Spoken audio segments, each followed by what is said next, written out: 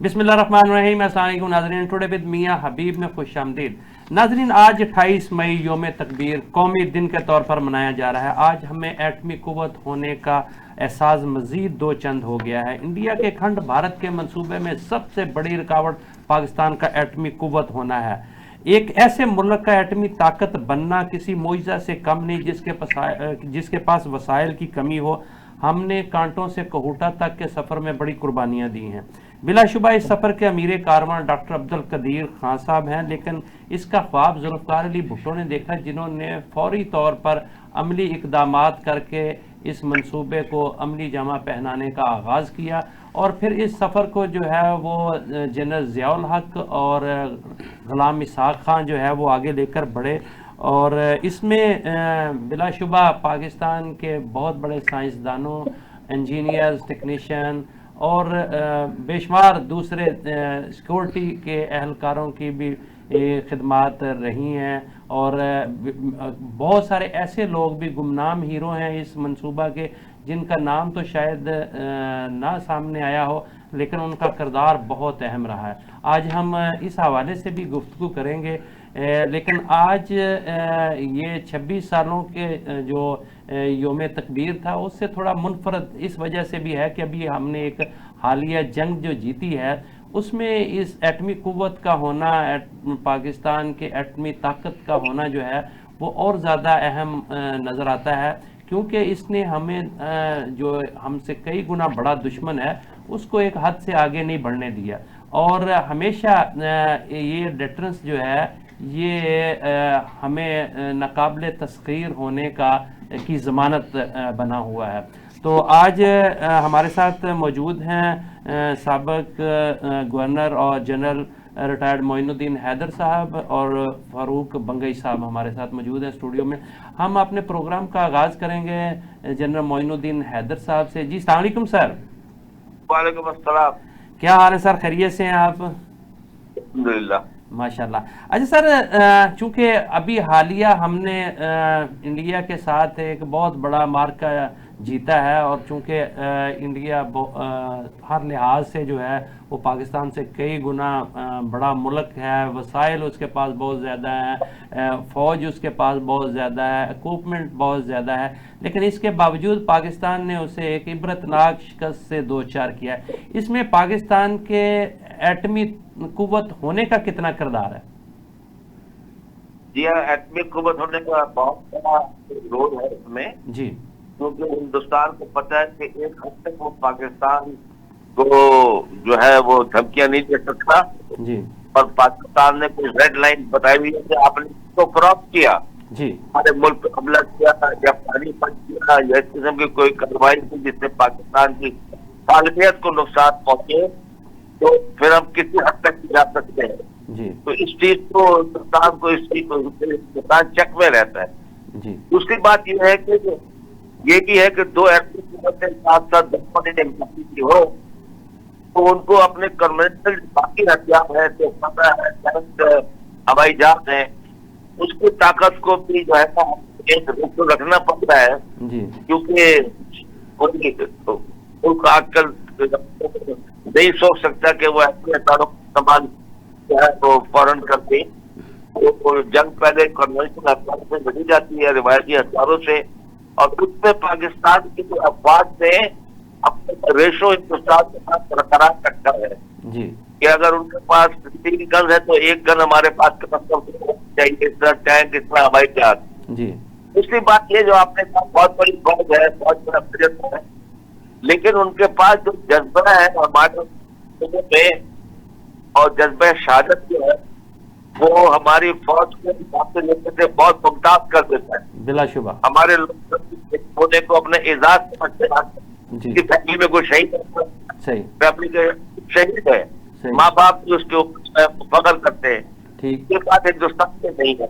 जी, तो बाकी बात यह है कि पाकिस्तान ने बहुत बड़ा ट्रेनिंग की, बहुत तजर्बा हासिल किया जंग में। तो पाकिस्तान जो जब लगातार पाकिस्तानी फौज की ट्रेनिंग बहुत जबरदस्त हो गई, और ये हमारे बहुत जी, اور ہندوستان کو آپ کو پتا ہے جو جھڑپ ہوئی اچھا جنرل صاحب کوئی ٹیکنیکل مسئلہ ہو رہا ہے، ہمیں نا ایک بریک کا کہا جا رہا ہے، آپ ہمارے ساتھ ہی رہیے گا ناظرین، تھوڑی دیر بعد آپ کی خدمت میں دوبارہ حاضر ہوتے ہیں۔ ویلکم بیک ناظرین، ہم گفتگو کر رہے تھے یوم تکبیر کے حوالے سے، اور ہمارے ساتھ موجود ہیں جنرل ریٹائرڈ معین الدین حیدر صاحب اور فاروق بنگش صاحب۔ جی معین الدین حیدر صاحب، آپ بات کر رہے تھے، وہ درمیان میں کوئی ٹیکنیکل پرابلم آ گئی، جی اپنی بات کنٹینیو کریں۔ جی تو میں نے یہ کہا کہ پاکستان کی فوج نے جو کنونشنل فوج ہے جی وہ اور ہماری ایئر فورس ہے، اس نے بہت زبردست کارروائی کی اور ہندوستان کو بڑا مدد چکھایا ہے، تمام دنیا میں ان کی جگہ سائی ہو رہی ہے، جی اتنا بڑا ملک، اتنے بڑے وسائل، اور حملہ بھی انہوں نے شروع کیا، جی ہاں بالکل ایسے ہی، اور اس کے بعد ان کو منہ کی کھانی پڑی، جی اور میرے خیال سے تمام دنیا میں یہ بات جو ہے ڈھاک بیٹھ گئی کہ پاکستان ایک چھوٹا ملک ہوتے ہوئے جی وہ اپنا دفاع کرنا بھی جانتا ہے اور بڑے ملک کے ساتھ مقابلہ بھی کرنا جانتا ہے، جی خود پہل نہیں کرتا، جی لیکن اگر کوئی اس کے ملک پہ حملہ کرے تو وہ پھر اپنا دفاع کرنا بخوبی جانتا ہے۔ جی تو یہ بات بہت کلیئر ہو گئی ہوگی ٹھیک، ہندوستانیوں کو، اور 10 دفعہ سوچیں گے نیکسٹ ٹائم وہ کوئی ایسی بات سوچتے ہوئے۔ اچھا جن صاحب یہ بتائیے گا کہ چونکہ ہم تو پچھلے 40 سال سے حالت جنگ میں ہیں، ہماری ٹریننگ بھی اس حوالے سے بہت زیادہ، اور خاص کر کے دہشت گردی کی جنگ بھی ہم نے لڑی ہے، اس حوالے سے بھی پاکستان کے ادارے جو ہیں ان کو بھی ایک خاص مہارت حاصل ہے، لیکن کیا انڈیا کی فوج جو ہے اس کے مقابلے ہم دیکھیں تو کیا انہیں زنگ نہیں لگ گیا ہوا؟ کیا سمجھتے ہیں کہ اس شکست میں ان کی کیا خامیاں تھیں اور ہماری کیا خوبیاں تھیں؟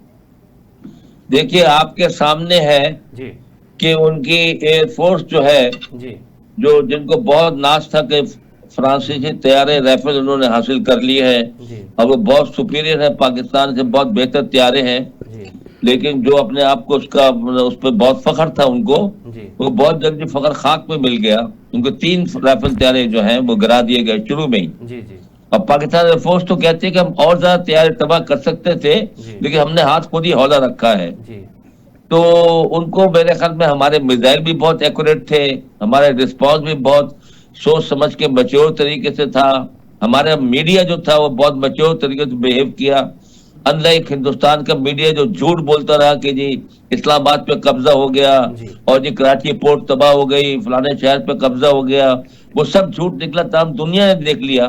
تو ہندوستان کا اعتبار کافی دنیا میں کے ملکوں میں اٹھ گیا ہے کہ ہندوستان جھوٹ بولتا ہے، صحیح، کہانیاں بناتا ہے۔ ساکھ بڑی تو میرا متاثر خیال ہوئی ہے انڈیا کی پوری دنیا میں، بالکل وہ تو ننگا ہو کے رہ گیا، خاص کر کے جس قسم کی وہ بڑھ کے مار رہا تھا اور جس قسم کا ایک پوسچر بنایا ہوا تھا کہ شاید ہم دنیا کی چوتھی بڑی طاقت ہیں، اور ہم پاکستان کو تو وہ سمجھ رہے تھے شاید ہم پھونک ماریں گے تو یہ اڑ جائیں گے، لیکن یہ تو بالکل ہی اس کے برعکس نکلا سسٹم سارا۔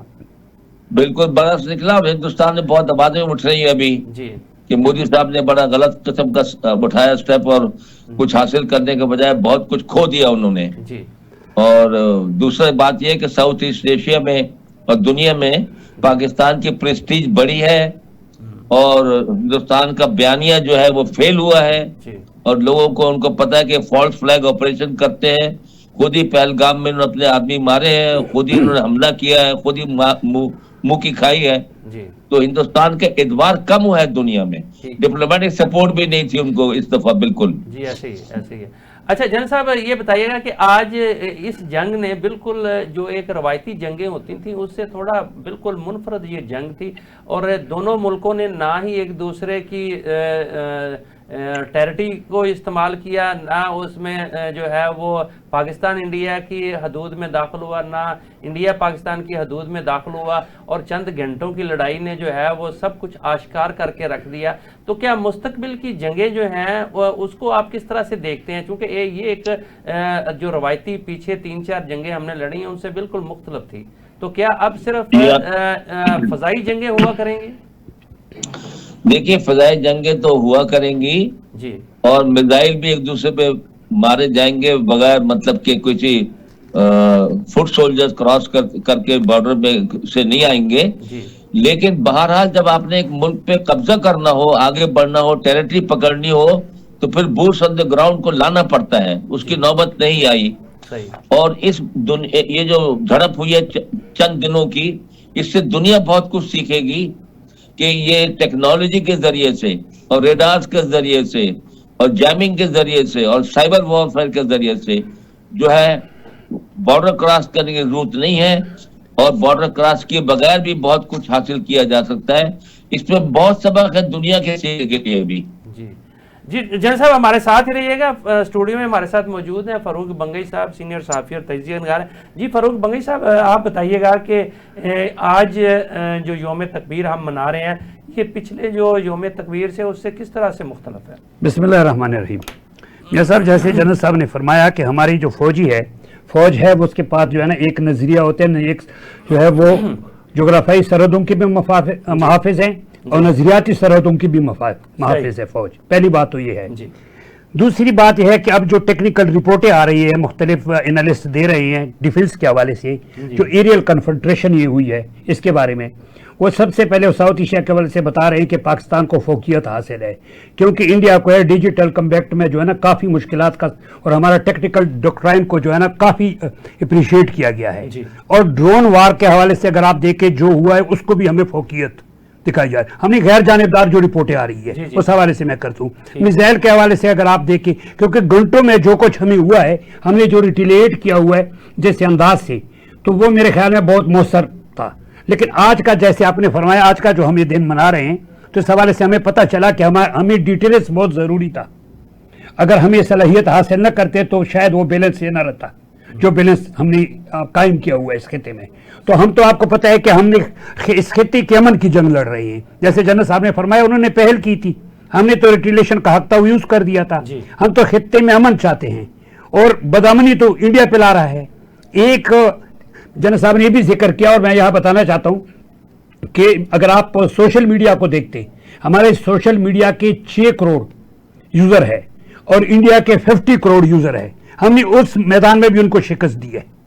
اور ڈپلومیٹک فورسز کے حوالے سے دیکھیں، جتنی ممالک ساتھ ہمارے رابطے ہوئے تھے، جن کو بریفنگ دی تھی، اس حوالے سے دیکھیں 36 ممالک تو ہمارے ساتھ تھے، اور 60 ممالک کو جو بریفنگ دی تھی انہوں نے بتایا تھا کہ یہاں جنگ نہیں بنتی ہے. اس محاذ میں بھی اللہ تعالیٰ نے ہمیں فتح دی ہے.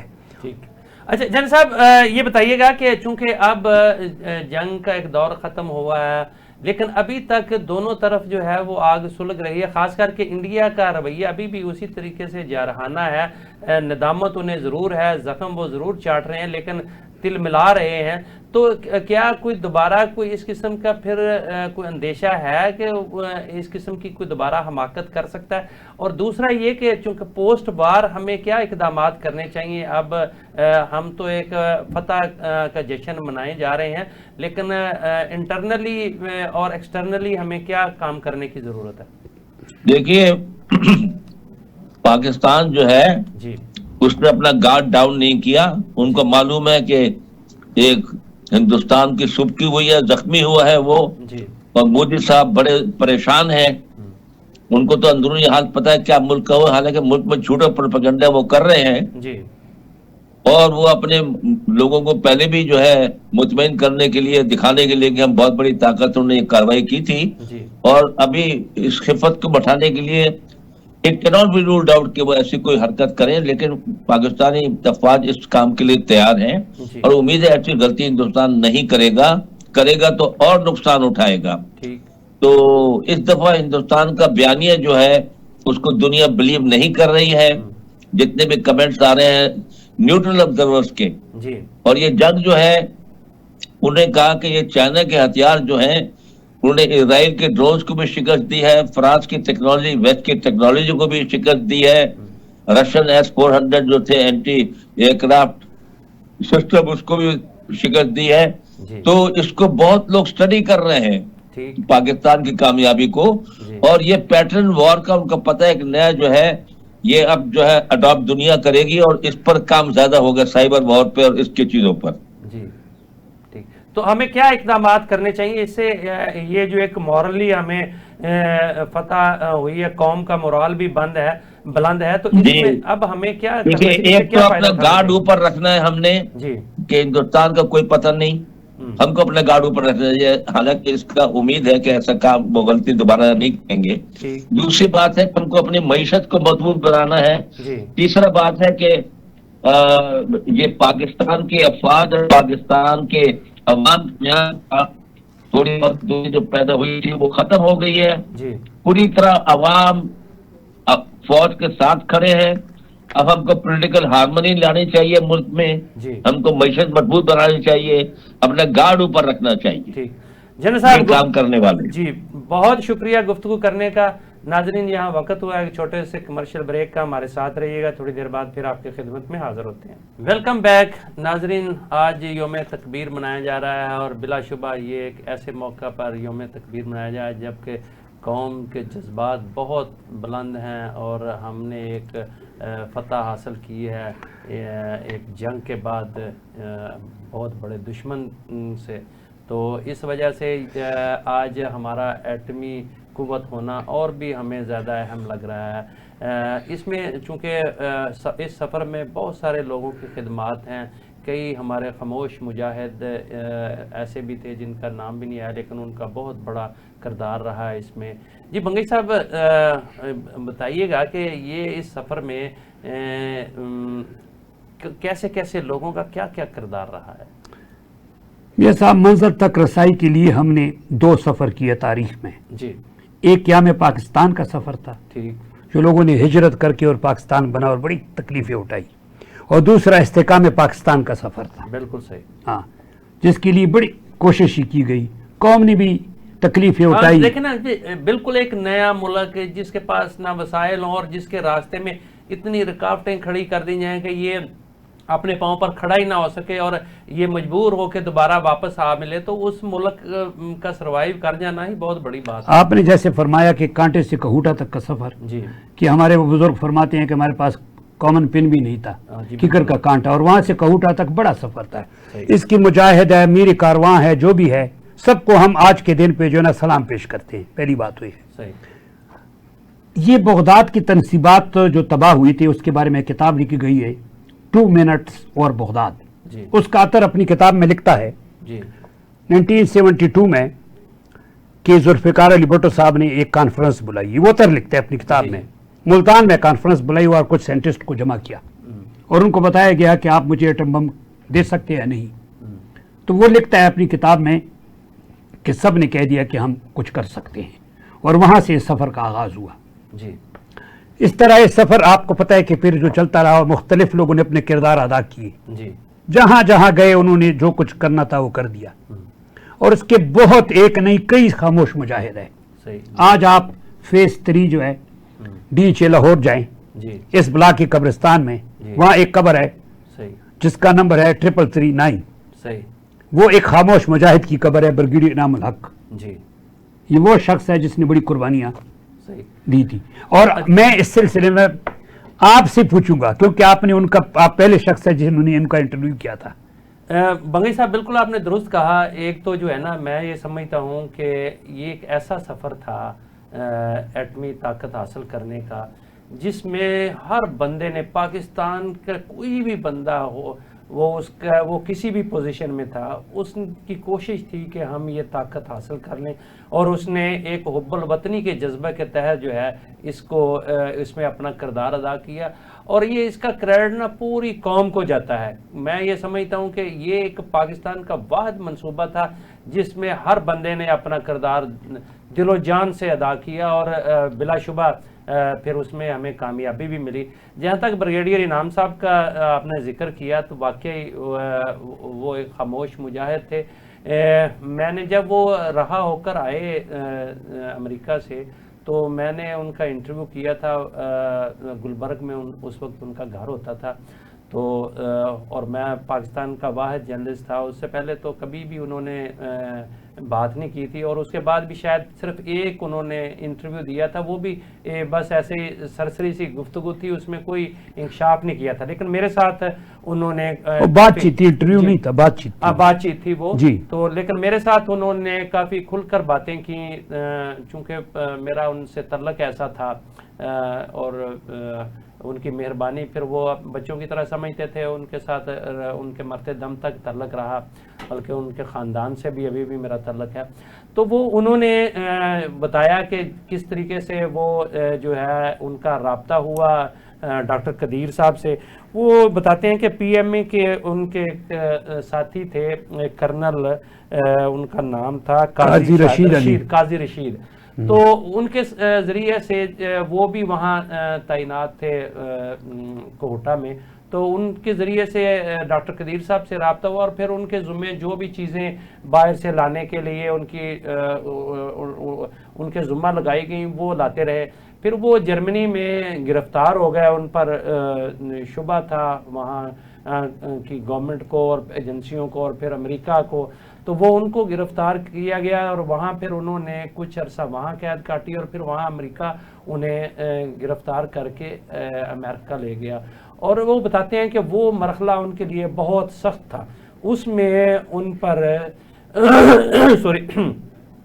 ان سے چیزیں اگلوانے کے لیے بڑے حربے استعمال کیے گئے، لیکن وہ کہتے ہیں کہ اللہ تعالیٰ نے مجھے استقامت دی اور میں ایک لفظ بھی جو ہے وہ مجھ سے نہ اگلوا سکے، اور پھر اس میں جو ہے حکومت نے بھی میرا بڑا ساتھ دیا، چوٹی کے وکیل انہوں نے حکومت نے کیے، اور پھر ان کی رہائی بھی ہوگی، اور وہ بھی ایک بڑی ڈرامائی انداز سے جو ہے ان کی رہائی ہوگی۔ اللہ تعالیٰ نے مدد کی، خیر جی بہت زیادہ میں سمجھتا ہوں کہ، اور پھر وہ رہا ہو کے پاکستان آ گئے، اور لیکن وہ انہوں نے پاکستان آنے کے بعد بھی مرتے دم تک انہوں نے کبھی کوئی اس حوالے سے جو ہے وہ کوئی بات نہیں کی انہوں نے کہ میرے ذمے کیا تھا، میں معاملات کیا تھے، اور یہ راز ہی رہا۔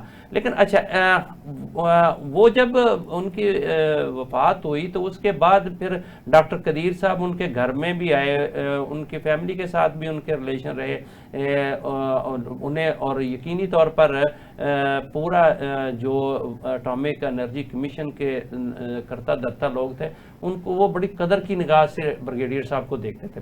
اچھا یہ تو ایک بریگیڈیئر صاحب کا ایک کردار تھا، اس کے علاوہ میں 2-3 اور کردار، مجھے بڑا تجسس ہوتا تھا، میں خریدنے کی کوشش کرتا رہا۔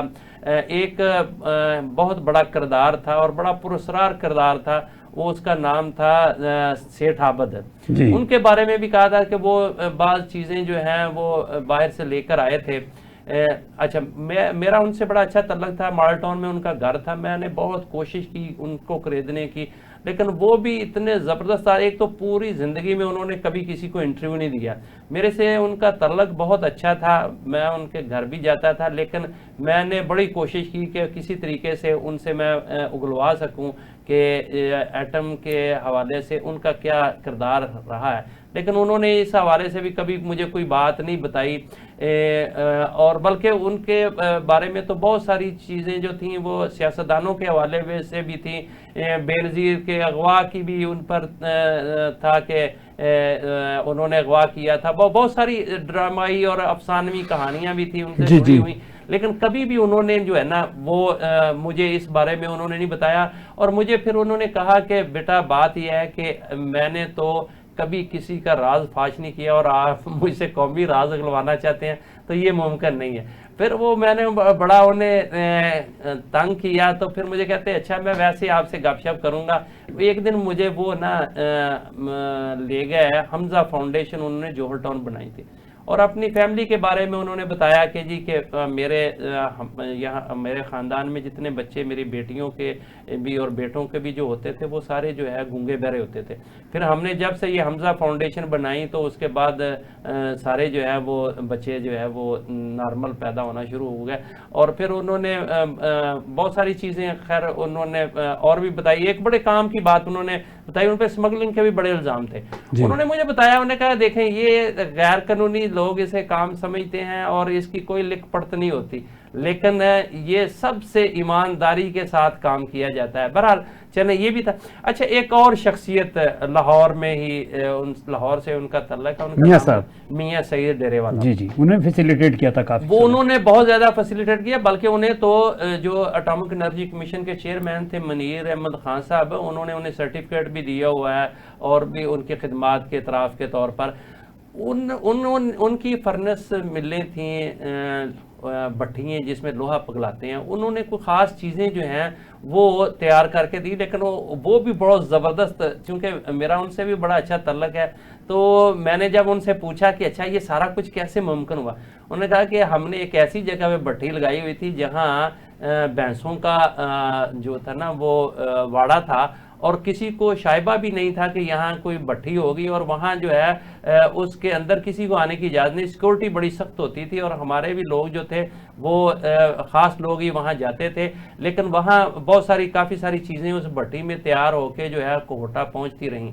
तो उनका भी एक बहुत बड़ा किरदार है, और उसमें कुछ लोग जो थे उन पर बाद में सख्तियाँ भी हुई, लेकिन ये एक ऐसा इशू था, एक ऐसा प्रोग्राम था जिसमें हर बंदे ने खुशी खुशी ये सारा कुछ कबूल भी किया, सख्तियाँ भी कबूल की, लेकिन किसी ने इस पे जो है ना आज तक कभी ज़ुबान नहीं खोली, इसको कौमी राज ही रखा हर एक ने। अच्छा खान साहब, यहाँ मैं एक और बात सामने रखना चाहता हूँ कि दुश्मन ने बड़ी कोशिश की कि किसी तरीके से हम पाकिस्तान का एटमी प्रोग्राम तबाह कर दें, और इसके लिए इसराइल ने और इंडिया ने मुतअद्दिद बार कोशिशें भी की, लेकिन ये वाकई एक मौजज़ा ही है कि पाकिस्तान ने हर बार जो है वो उन मंसूबों को नाकाम बनाया, और आखिरकार पाकिस्तान जो है वो कामयाब हो गया एटॉमिक क़ुव्वत बनने में।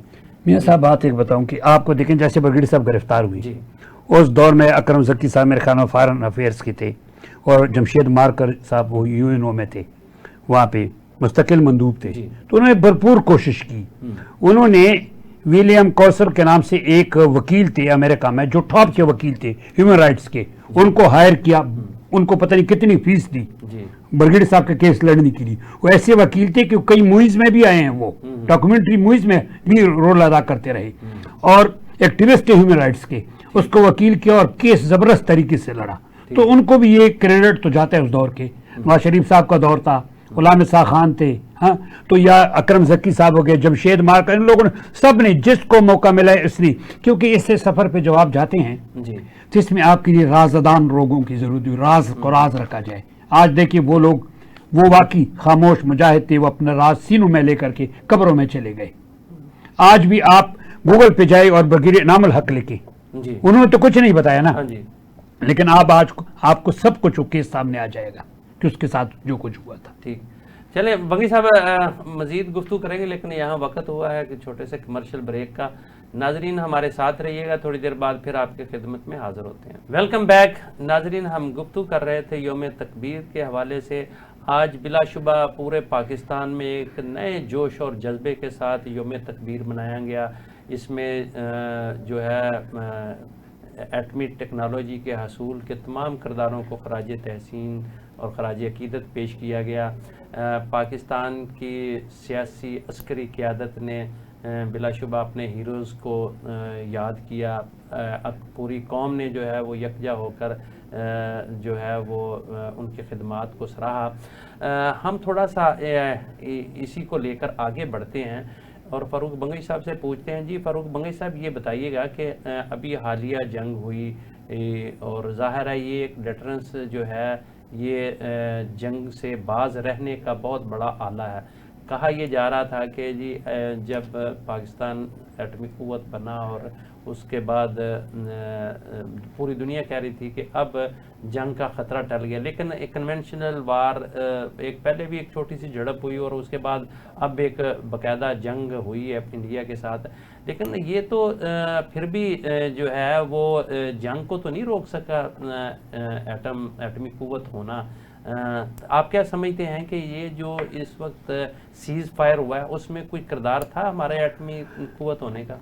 मेरे साहब बात यह है कि जंग हमने जीती है जी, और जंग हमने जीती है अपनी जो है ना, जो एयर स्ट्राइक किया है, जो उन्होंने उसका हमने रिटिलेशन किया है जी।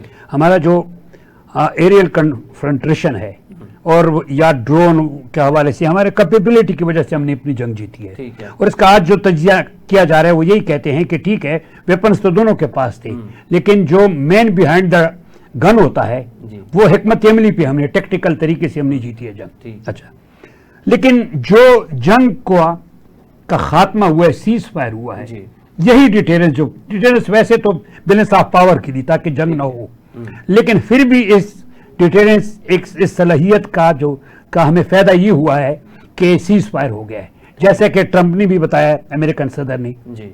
और जब हालात यहां तक आ गए कि दोनों जो है ना वो एक जोहरी ताकतें हैं, खित्ते में अमन को खतरा है और मजीद कुछ हो सकता है, फ्रॉम मतलब ट्रिगर टू बटन कुछ भी हो सकता है, तो यही वजह है कि एक आलमी कुव्वत ने मुदाखलत की और ये हमें सीज फायर करवा दिया। इस लिहाज से अगर आप देखें तो ये इस सलाहियत की वजह से हुआ है सीज फायर, वरना इंडिया तो आगे बढ़ सकता था। सही, आप दुरुस्त कहते हैं, जब दोनों तरफ से एक दूसरे को फतह करने का चक्कर हो और अना की जंग हो जाए तो उसमें फिर किसी हद तक भी जाया जा सकता है, लेकिन वाकई ये खदशा मौजूद था और डोनाल्ड ट्रंप ने इसका इजहार भी किया कि चूँकि दोनों एटमी कुव्वत हैं और हमें इस बात का खदशा था कि कहीं ये मामला आगे ना बढ़ जाए और इस वजह से हमने मुदाखलत करके जंग रखवाई। तो बिलाशुबा सीज़ फायर में जो है वो पाकिस्तान के और इंडिया के एटमी ताकत होने की एक वजह भी थी। हमारी एटमी ताकत जो है ना एक फैक्टर है सीज फायर में कि उन्होंने सोचा कि कहीं खतरा आगे ना बढ़े, लेकिन जहां तक आप वार की बात करते हैं वो हम जीत चुके हैं। कन्वेंशनल पॉइंट ऑफ व्यू से आप देखें और एरियल कन्फ्रंटेशन के हवाले से देखें हमने अपनी कैपेबिलिटी यूज की है, लेकिन सीज फायर में क्रेडिट इस डिटेरेंस को। ठीक, बहरहाल नाजरीन, चूंकि वक्त महदूद है और प्रोग्राम का वक्त ख़त्म हुआ चाहता है, आखिरी लम्हात हैं, तो सिर्फ यही अर्ज़ करना है कि देखें हमें इस पर फ़ख्र है कि पाकिस्तान ने कम तर वसाइल के बावजूद एटमी ताकत हासिल की और हमारी कैपेबिलिटी बेहतर है, हमारे इक्विपमेंट जो है वो भी भारत से बेहतर हैं और हमारे हिफाजती इक़दामात भी भारत से बेहतर हैं, बल्कि दुनिया के कई एटमी ताकतों से ज़्यादा बेहतर हमारे हिफाजती इंतज़ामात हैं। और अब हमें इसको अपने अमन के लिए भी इस्तेमाल करना है और पाकिस्तान यकीनी तौर पर हमेशा से पाकिस्तान की खारजा पॉलिसी रही है कि हम अमन के दाई हैं।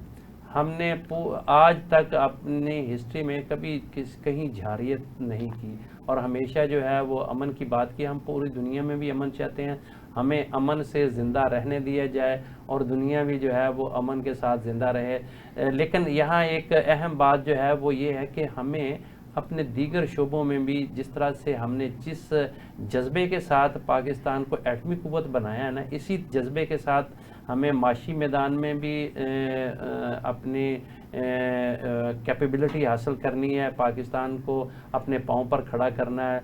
हमें पाकिस्तान की तरक्की, खुशहाली और लोगों की ज़िंदगी बदलने के लिए भी इसी जज्बे के साथ काम करने की ज़रूरत है। इन्हीं अल्फाज के साथ इजाज़त चाहेंगे। अपना बहुत सारा ख्याल रखिएगा। अल्लाह हाफ़िज़।